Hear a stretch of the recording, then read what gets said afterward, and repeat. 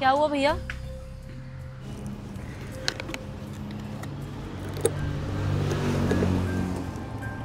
Madam petrol खत्म हो गया।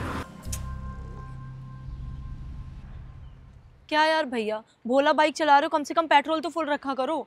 Sorry madam. क्या सॉरी भैया, आज मुझे घर जल्दी जाना था इसलिए तो बाइक बुक करी थी, लेकिन आपके चक्कर में ना मुझे और देर हो जाएगी।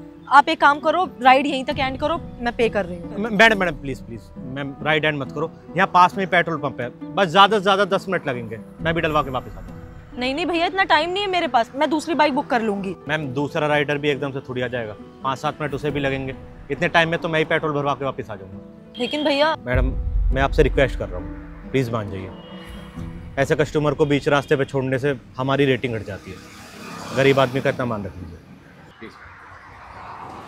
ठीक है भैया, मैं यहीं वेट कर रही हूँ, थोड़ा जल्दी आना। Thank you madam.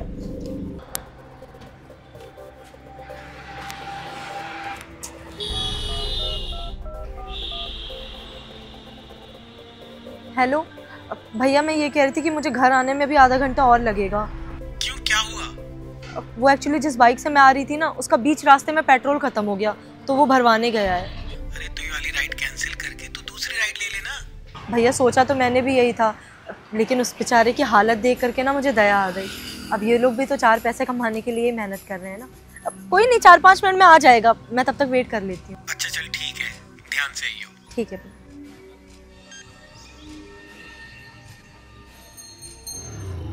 आइए मैडम बैठिए।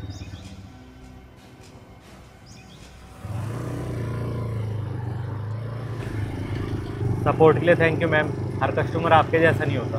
कोई बात नहीं भैया, किसी के साथ भी ऐसी सिचुएशन हो सकती है, आगे से ना राइट ले लेना।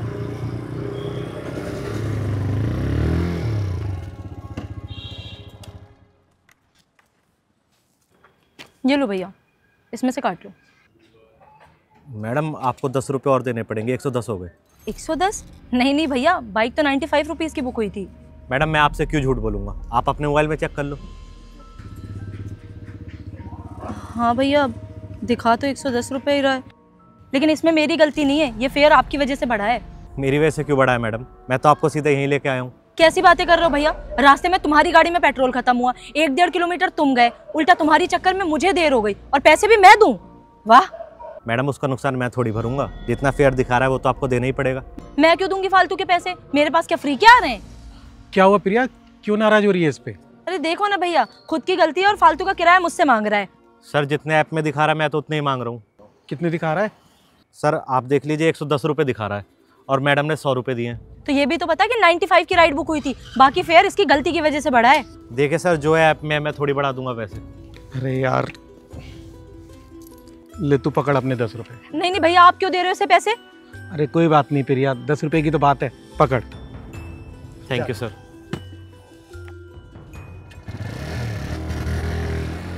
भैया आपने क्यों दिए उसे 10 रुपए? और बात सिर्फ 10 रुपए की नहीं है, उसकी बेईमानी और मेरी भलाई की है।